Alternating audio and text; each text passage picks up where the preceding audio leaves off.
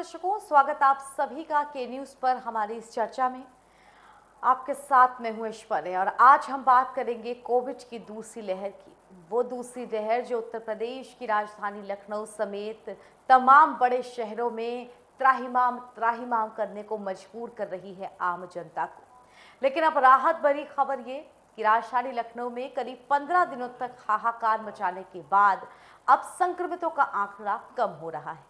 लेकिन लोगों के बीच अभी भी दहशत है क्योंकि मौतें उतनी ही हो रही हैं, मौतों की संख्या कम नहीं हो रही।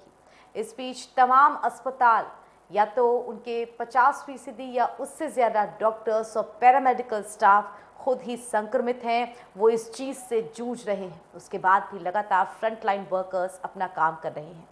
लेकिन जिस तरह से कोविड का आंकड़ा राजधानी लखनऊ में घटने की बात कही जा रही है, तो ये सवाल बनना लाजमी है कि क्या स्टाफ की इतनी कमी के बीच और तमाम टेस्टिंग के संसाधनों की कमी के बीच आंकड़े सच में घटे हैं। और इसी पर आज हम चर्चा करेंगे। राजधानी में घटा कोरोना।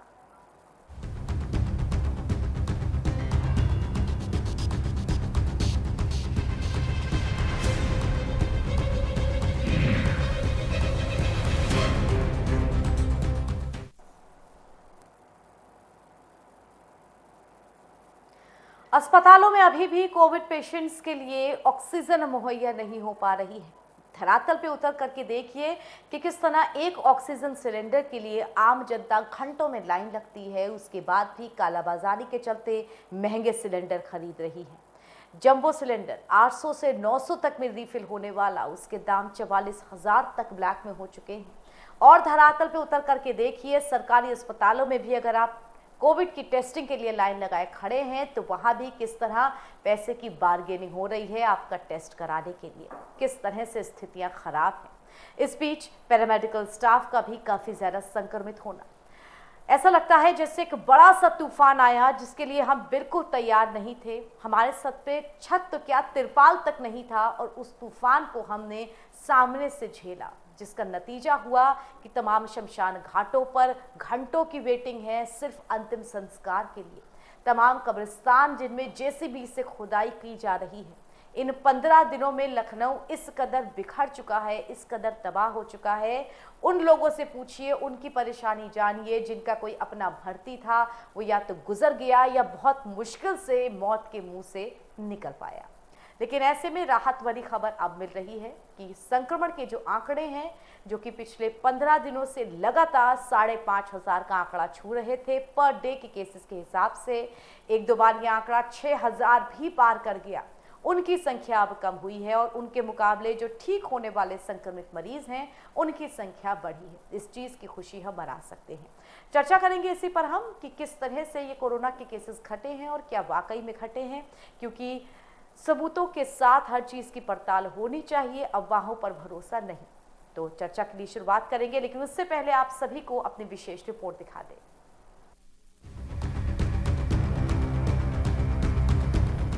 कोरोना से जूझ रही उत्तर प्रदेश की राजधानी लखनऊ के लिए एक राहत भरी खबर है।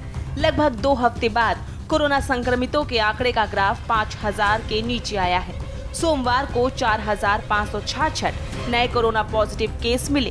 इसके अलावा लगातार 5वें दिन नए संक्रमितों के मुकाबले ठीक होने वालों की संख्या ज्यादा रही। सोमवार को 6,035 लोग स्वस्थ हुए, जबकि रविवार को 6,247 लोग स्वस्थ हुए थे। बता दें कि लखनऊ में गत 13 अप्रैल के बाद से रोजाना 5,000 से ज्यादा नए संक्रमित मिल रहे थे। एक दिन तो यह आंकड़ा 6,000 को भी पार कर गया। अब ये आंकड़ा कुछ कम हुआ है, फिर भी लोगों में दहशत है क्योंकि नए संक्रमितों की संख्या ज्यादा ही बनी हुई है। उधर राजधानी में अब कोविड मरीजों के इलाज में लगे डॉक्टर व पैरामेडिकल स्टाफ का भी संकट गहराने लगा है। कोविड वार्ड में ड्यूटी व अन्य वजह से डॉक्टर व स्टाफ लगातार संक्रमित हो रहे हैं। इससे सरकारी व निजी संस्थानों में कोविड वार्ड में ड्यूटी के लिए स्टाफ नहीं मिल रहा है। ऐसी स्थिति में सरकारी संस्थाओं में गैर जनपद से डॉक्टर व पैरामेडिकल स्टाफ बुलाए जा रहे हैं। वहीं निजी कोविड संस्थानों में कोविड ड्यूटी के लिए डॉक्टरों की भर्ती भी शुरू कर दी गई है।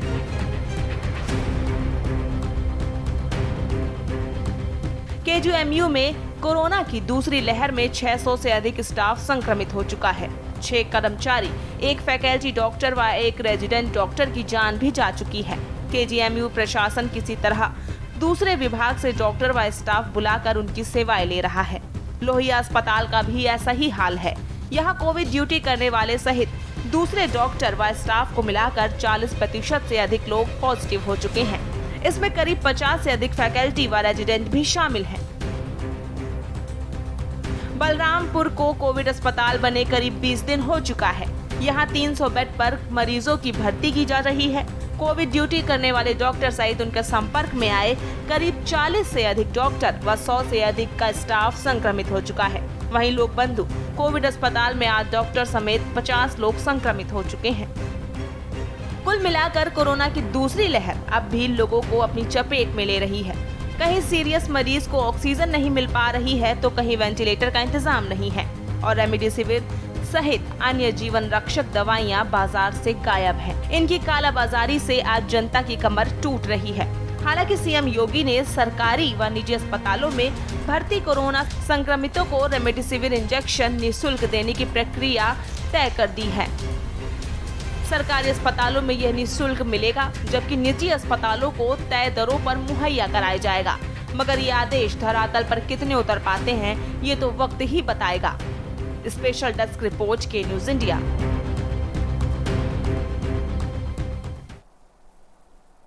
तो कोरोना से जूझ रही है उत्तर प्रदेश की राजधानी। जिस तरह से आंकड़े लगातार बढ़ रहे थे और पिछले 15 दिनों का जो तूफान था वो कुछ इस तरह का था कि राजधानी लखनऊ के लोग हक्का बक्का रह गए।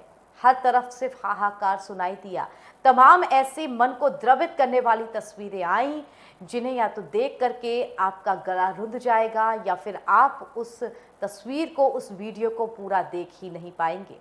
कुछ ऐसे मरीज जो कि कार के अंदर हैं और ऑक्सीजन सिलेंडर अपने साथ लिए हुए हैं, वो कार ही इस वक्त उनका घर बनी हुई है क्योंकि किसी भी अस्पताल में उन्हें बेड नहीं मिल रहा है।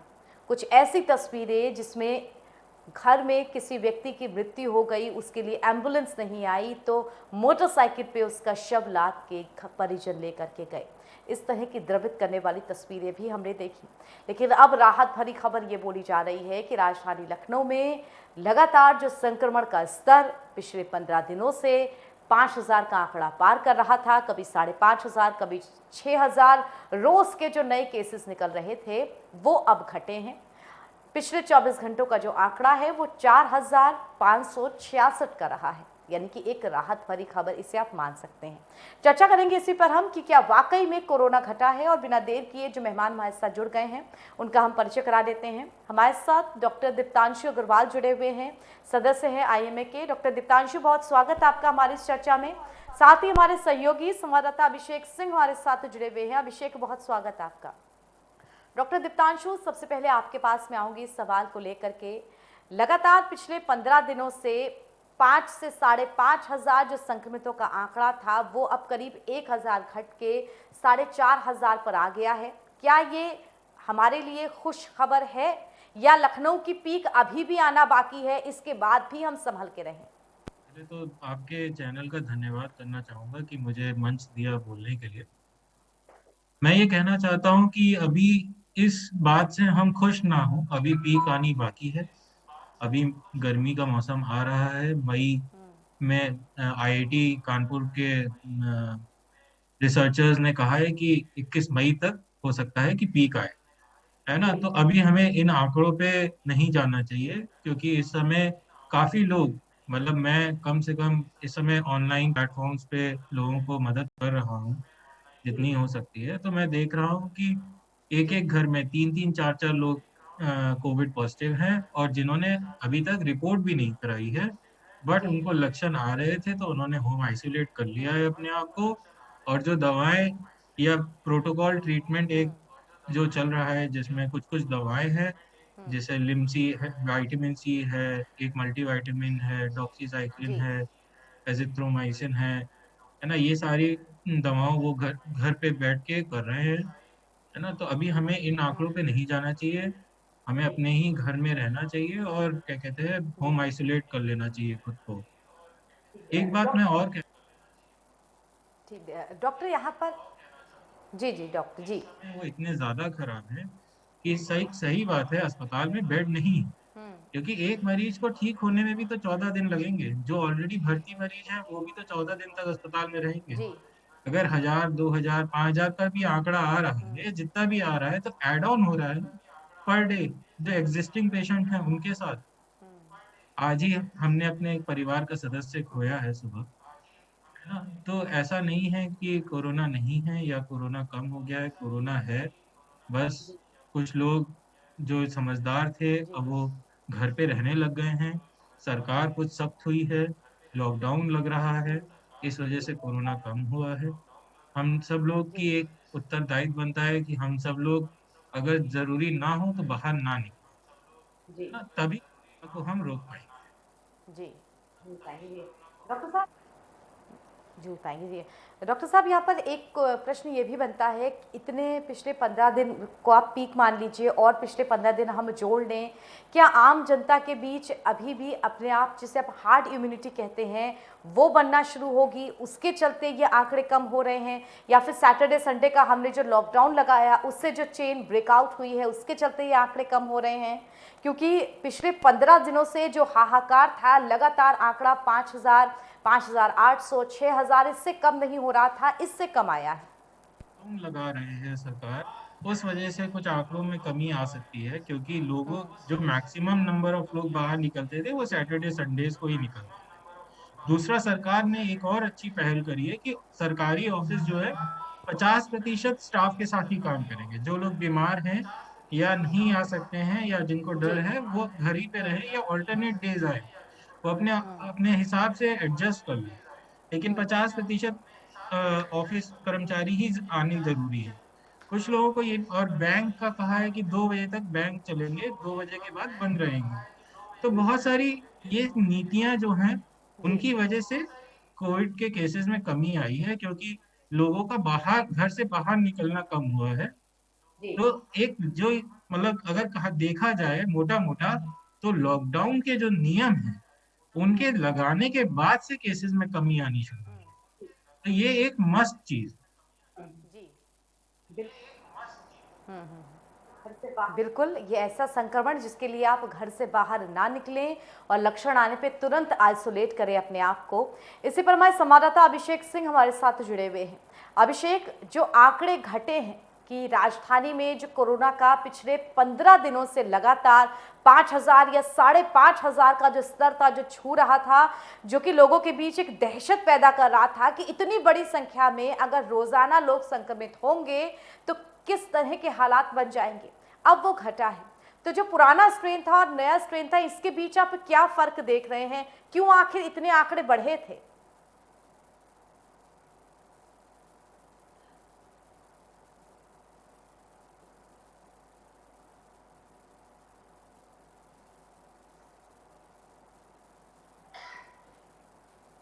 जी अभिषेक, आप तक मेरी आवाज पहुंच रही है? जी।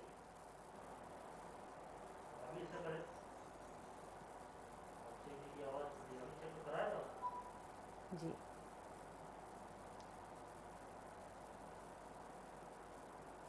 दोबारा संपर्क करेंगे, माफी चाहेंगे अभिषेक, आपकी आवाज अभी हम तक नहीं पहुंच पा रही है।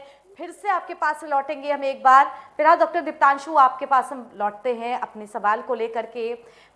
कोविड के आंकड़े कम हुए, ये चीज़ ज़रूर लोगों के बीच एक खुशी बन के आई है, लेकिन इस बीच चिंता लोगों को इस बात की भी ज़्यादा है कि राजधानी लखनऊ में जो लोग ऐसे मरीज जो कि गंभीर बीमारियों से जूझ रहे थे, उनके ऊपर बहुत परेशानी आई, और वो केसेस जो कि मॉडरेट केसेस थे, कम स्तर वाले केसेस थे, वो भी गंभीर केसेस बनते गए।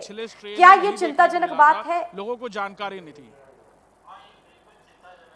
जो मेरे भाई की वाइफ है, उनके फादर जो थे वो एक्सपायर हुए, उनको डायलिसिस की जरूरत थी। वो रेगुलर डायलिसिस कराते थे लखनऊ आके, फैजाबाद के रहने वाले थे। लेकिन उनको लखनऊ में कहीं बेड नहीं मिला, कहीं भी, मतलब किसी भी अस्पताल में उनको बेड नहीं मिला। फिर उनको गाजियाबाद में एक कहीं जाके बेड मिला, जहां वो पिछले 10 दिन से एडमिट थे। लेकिन वहां भी अब कभी डॉक्टर नहीं है, या कभी कोई टेक्नीशियन नहीं है, कभी कुछ नहीं है, या मिलने नहीं दे रहे थे। खैर वो जायज सी बात है कि मिलने देना भी नहीं चाहिए था, जी कोविड मरीज थे, कोविड पॉजिटिव भी थे वो। तो जी आज उनकी सुबह देहांत हो गई, है जी ना। तो इससे ये है कि कोविड के कारण जो और मरीज हैं जिनको और बीमारियां थी, जैसे किडनी की हो गई या फिर शुगर की हो गई या ब्लड प्रेशर की हो गई या कोई और न्यूरो की कोई बीमारी है जी जिसका उनका इलाज रेगुलर अस्पताल में चल रहा था, वो नहीं हो पा रहा है। और सारे जितने भी बड़े अस्पताल हैं, मेडिकल कॉलेज ले लीजिए, या फिर सिविल अस्पताल ले लीजिए, बलरामपुर अस्पताल ले लीजिए, मेदांता, सहारा, सब कोविड हॉस्पिटल है जहाँ पे एक मेजर चंक ऑफ पॉपुलेशन जाता था अपना इलाज कराने। वो सारे अस्पताल इस समय कोविड के ही मरीज देख रहे हैं। तो इससे जो मरीज जिनको और कोई बिल्कुल इलनेस भी है और साथ में या तो कोविड है या नहीं है, उन मरीजों का बहुत बुरा हाल है इस समय। और इस समय हम बिल्कुल मतलब उन मरीज को कोई देखने वाला नहीं। और ज्यादातर मरीज अगर देखा जाए तो जिनके जो मौतों की संख्या है वो उन मरीजों की ज्यादा है, ताकि ना कि कोविड के। मैं तो मतलब अभी पिछले एक दो दिन पहले भी आपके चैनल पे एक चर्चा हो रही थी, उसपे मनोज जी थे, समाजवादी पार्टी के प्रवक्ता हैं वो। तो उन्होंने कहा ये बात कि आप टीवी चैनल पे एडवर्टाइजमेंट दिखाने की बजाय आप ये दिखाइए इलाज कैसे करना है। अगर आपको ये सिम्टम है, आप ये सिम्टम की लिस्ट बना दीजिए और उनको टीवी बिल्कुल पे चलाइए, हर एडवर्टाइजमेंट के बाद चलाइए। बिल्कुल आप मरीज अपने आप ठीक होंगे, वो घर बैठे इलाज कर सकते हैं। कोई रॉकेट साइंस थोड़ी ना है। अगर हम बता दें कि ये 5 सिम्टम है, ये देख लीजिए, बिल्कुल अगर ये हैं तो ये दवाएं आपको ये चलानी है। ये बेसिक कुछ मेडिकेशन बता दें, जैसे विटामिन सी है या फिर मल्टीविटामिन है, ये सब बता दें तो अपने आप वो पेशेंट को दवाएं ले लेंगे और घर बैठे ठीक हो सकते। बिल्कुल आपने सही कहा। इससे आम जनता के बीच जागरूकता आएगी। बहुत सारी चीज़ें हैं जिसमें आम जनता पैनिक हो जाती है, समझ नहीं पाती है क्या करें, और लेकिन वो चीज़ें बहुत छोटी होती हैं, शायद उसकी जानकारी आम जनता को मिल जाए। बेहद ज़रूरी चीज़ है ये। हमारे सहयोगी अभिषेक एक बार फिर से हमारे साथ जुड़ गए हैं। अभिषेक, इस बार पिछले 15 दिनों में जो लगातार आंकड़ा 5,500 6,000 नए संक्रमितों का छू रहा था, क्या पिछली स्ट्रेन में लोगों के बीच जागरूकता कम थी या इस चीज़ को लेकर के थोड़ा डर कम था कि हम टेस्टिंग कराने नहीं जाएं कि ठीक हो जाएंगे? इस बार लोगों के बीच ये पैनिक ज़्यादा था कि हम टेस्टिंग कराने ज़रूर जाएं। जी हाँ, बिल्कुल ऐश्वर्या जी, ये बिल्कुल सही बात है और जागरूकता ज़्यादा बढ़ी, लोग ज़्यादा तादाद में टेस्ट कराने गए हैं और शायद यही नतीजा है कि जो इन्फेक्शन रेट है वो बढ़कर आ रहे हैं। पहले आरटी-पीसीआर टेस्ट या फिर एंटीजन टेस्ट लोग कराने नहीं जाते थे। पिछले बार के बनिस्बत इस बार के मुकाबले बात की जाए तो तादाद बहुत ज़्यादा बढ़ी है, लोग जागरूक हुए हैं टेस्ट कराए जाने को लेकर। कोई छोटा सिम्टम्स भी उन्हें महसूस होता है तो वो निश्चित तौर पर, जिस तरह से प्रचार प्रसार भी किया जा रहा है, किसी तरह का सिम्टम हो तो टेस्ट कराएं, तो उसी तादाद में लोग टेस्ट करा रहे हैं। और शायद यही वजह है कि इसी वजह से जो इन्फेक्शन रेट्स हैं वो बहुत ज़्यादा बढ़े हैं। कई बार इम्यूनिटी हाई होने की वजह से लोगों को कोविड हो के भी उनकी बॉडी से बाहर आ गया या ये सिम्टोमेटिक रहे भी तो उन्हें जानकारी नहीं हो पाई, क्योंकि कुछ लोगों को सिम्टम्स नहीं दिखाए कोविड ने, और यही वजह थी कि वो लोग टेस्ट कराने भी नहीं गए। लेकिन इस बार अगर बात की जाए पिछली बार के बनिस्बत, तो लोग बड़ी तादाद में टेस्ट करा रहे हैं। घरों पर टेस्ट होने की सुविधा है, प्राइवेट लैब्स को ऑथराइज किया गया कि वो टेस्ट करा सकते हैं, और यही वजह है कि पैनिकनेस भी उसी हिसाब से बढ़ी है। और डॉक्टर्स की रिसर्च में भी साफ जाहिर है, डॉक्टर दीप्तांशु हमारे साथ मौजूद हैं, कि डर एक बड़ी वजह है इम्यूनिटी को डाउन करने की या इम्यूनिटी प्रतिरोधक क्षमता को कम करने की। तो जो पैनिकनेस से जो डर है वो एक बड़ी वजह बना है। लेकिन सरकार पूरी तरह से प्रयास कर रही है कि जो भी लोग कोविड पॉजिटिव होते हैं वो घरों पर आइसोलेशन की व्यवस्था है पिछले बार के मुकाबले। पिछली बार इतनी जल्दी आइसोलेशन वार्ड्स या चीज़ें मतलब मुहैया नहीं कराई जा सकी थी, और घरों पर भी आइसोलेशन वार्ड्स का निर्णय बहुत लंबे समय बाद लिया गया, जब बाकी स्टेट्स ने या महाराष्ट्र या मध्य प्रदेश की बात की जाए, बाकी स्टेट्स की बात की जाए, उनकी तरफ से निर्णय लिया जा चुका था। तो उत्तर प्रदेश में होम आइसोलेशन का जो कॉन्सेप्ट है वो बाद में शुरू किया गया, और इस बार वो पहले से ही लागू किया गया था कि अगर किसी को सिम्टम्स होते हैं, एसिम्प्टोमेटिक भी नज़र आता है और पॉजिटिव रिपोर्ट आती है तो वो घर ही में आइसोलेट हो सकते हैं। उसी दौरान इस स्ट्रेन की पैनिकनेस की वजह से कई लोगों की इम्यूनिटी पावर डाउन हुई या प्रतिरोधक क्षमता कहा जाए कम हुई और उन्हें ऑक्सीजन और वेंटिलेटर्स तक की ज़रूरत पड़ गई। कई लोगों ने अपनी जान से भी हाथ धोए और निश्चित तौर पर ये स्ट्रेन खतरनाक भी साबित होता हुआ नज़र आ रहा है।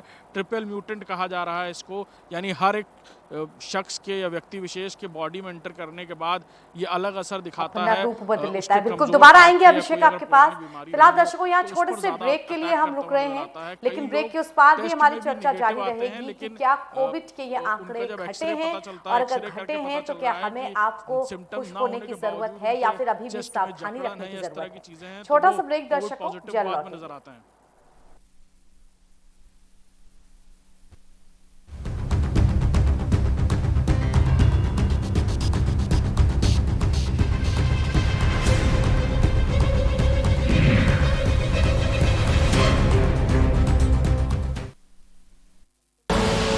आप देख रहे हैं के न्यूज, खबरों का सारथी। आज पूरा विश्व कोविड-19 की लहर का सामना कर रहा है और इस लड़ाई में बचाव तथा सावधानी ही मुख्य हथियार है। कोरोना से बचने के लिए घर से बाहर निकलते समय चेहरे पर मास्क जरूरी है। समय समय पर हाथों को अच्छी तरह से धोएं। हमेशा 2 गज की दूरी का ध्यान रखें। उत्तराखंड सरकार आपकी सुरक्षा और सुखद स्वास्थ्य के लिए प्रतिबद्ध है। अपनी बारी आने पर कोविड-19 का टीका जरूर लगवाएं। ये पूरी तरह से सुरक्षित है। दवाई भी, कड़ाई भी, यही संकल्प हमें कोरोना से जीतने में सहायक होगा। सूचना एवं लोक संपर्क विभाग द्वारा जनहित में जारी। खुदी को आजमाया है तो ये अंदाज आया है, खुदी को आजमाया है तो ये अंदाज आया है। तुम में भी मैं हूं, शुद्ध प्लस पान मसाला। आप देख रहे हैं के न्यूज, खबरों का सारथी।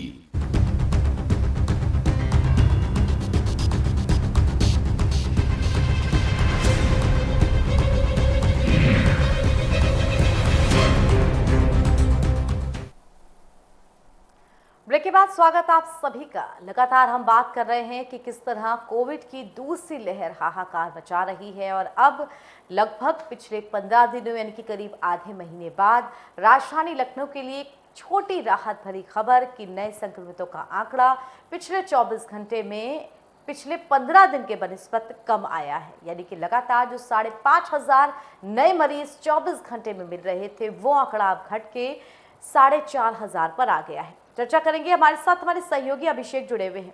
अभिषेक, यहाँ पर एक प्रश्न जरूर बनता है, जिस तरह से जो हमारा पैरामेडिकल स्टाफ है, कई अस्पतालों का, डॉक्टर्स का भी स्टाफ है, वो बहुत हद तक संक्रमित है। लगातार इस बात को भी कहा जा रहा था कि सिर्फ 5,500 तक की ही पीक क्यों, क्या हमारी टेस्टिंग की जो क्षमता है कुल मिलाकर के वो इतनी ही है।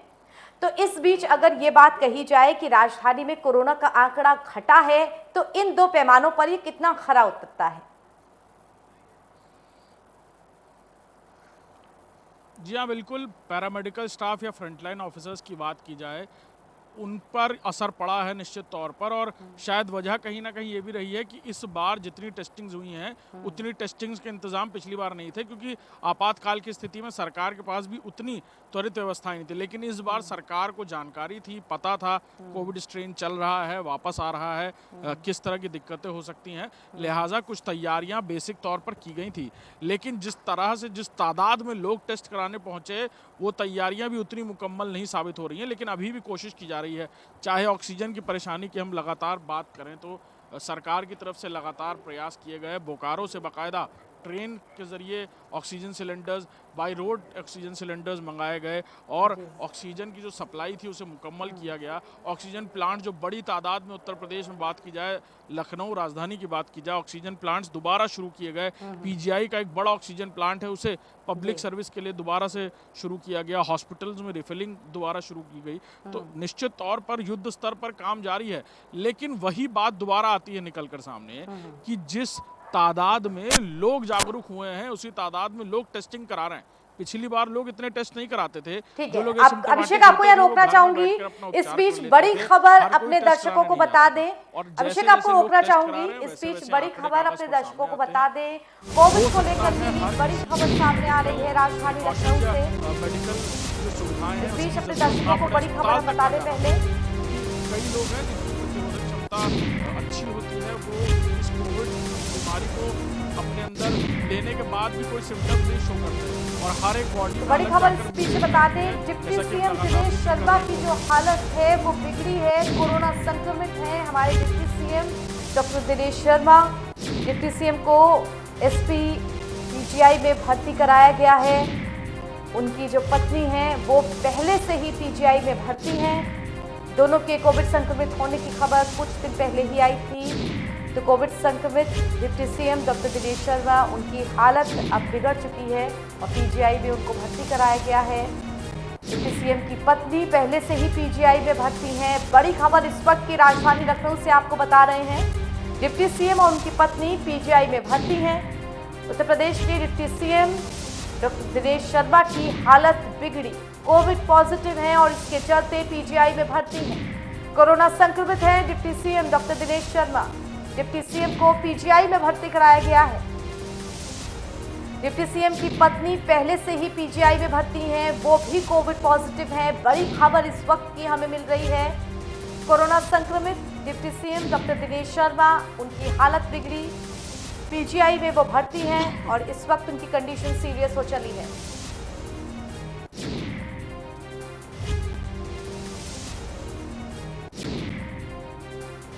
और इस खबर पर ज्यादा जानकारी के लिए के न्यूज के रेजिडेंट एडिटर राजेंद्र सिंह जी हमारे साथ जुड़ चुके हैं। सर, बड़ी खबर इस वक्त की राजधानी लखनऊ से मिल रही है, जो कि कहे बेहद दुखद भी खबर है कि जो डॉक्टर दिनेश शर्मा हैं, उत्तर प्रदेश की डिप्टी सीएम, कोविड पॉजिटिव थे, उनको एडमिट कराया गया था और अब उनकी हालत चिंताजनक बनी हुई है। वाकई ये खबर दुखद है, क्योंकि डॉक्टर दिनेश शर्मा शुरू से ही बिना किसी कंट्रोवर्सी में नहीं रहे।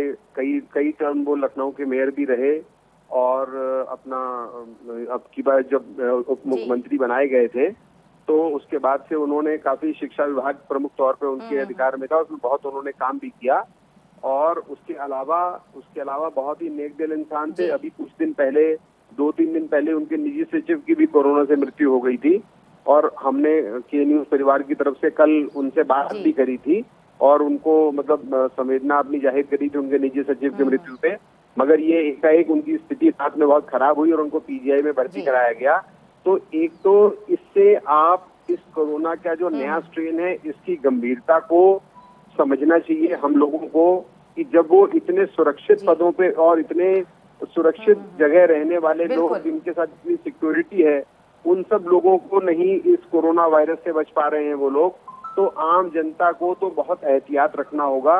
और ये वाकई में हम सब लोग, एक हमारा के न्यूज परिवार उनके जल्द स्वास्थ्य होने की भी कामना करेगा, मगर फिर जनता को आप भी और हम सब लोग ये प्रार्थना करेंगे कि बहुत जरूरी हो तभी घर से बाहर निकले और डॉक्टर दिनेश शर्मा जल्द स्वस्थ होकर अपना कार्यभार संभालें। ये भी हम उनके लिए ईश्वर से प्रार्थना करेंगे। जी, बहुत धन्यवाद हमारे साथ जुड़ने के लिए सर आपका। तो बड़ी खबर इस वक्त की राजधानी लखनऊ से, डॉक्टर दिनेश शर्मा उत्तर प्रदेश के डिप्टी सीएम जो कि कोविड संक्रमित हैं, उनकी हालत चिंताजनक बनी हुई है। हालांकि पीजीआई में वो भर्ती हैं, लगातार बेहतर से बेहतर इलाज उनको मिल रहा है, लेकिन इस वक्त उनकी हालत बिगड़ी हुई है। ये खबर हम आपको दिखा रहे हैं। बड़ी खबर राजधानी लखनऊ से, कोरोना संक्रमित deputy CM doctor Dinesh Sharma जिनको पीजीआई में एडमिट कराया गया था, उनकी पत्नी भी पीजीआई में एडमिट हैं, लेकिन इस वक्त डॉक्टर दिनेश शर्मा की जो हालत है वो चिंताजनक है। हालत बिगड़ गई है कोविड संक्रमण के चलते।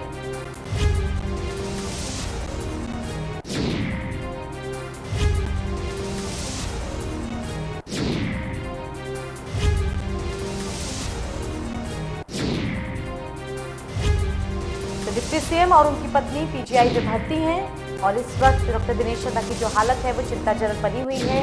ये बात खुद उनकी तरफ से जो ऑफिशियल ट्विटर अकाउंट है उस पर ट्वीट करके बताई गई है कि जो संक्रमण है उसके चलते हालत अब चिंताजनक बनी हुई है। तो पीजीआई में भर्ती डॉक्टर दिनेश शर्मा, उनकी हालत इस वक्त चिंताजनक।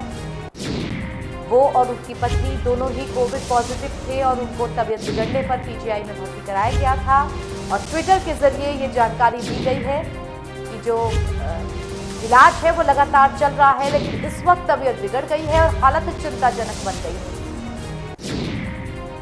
तो बड़ी खबर इस वक्त की आपको हम बता रहे हैं। Deputy CM doctor Dinesh Sharma की हालत बिगड़ी है।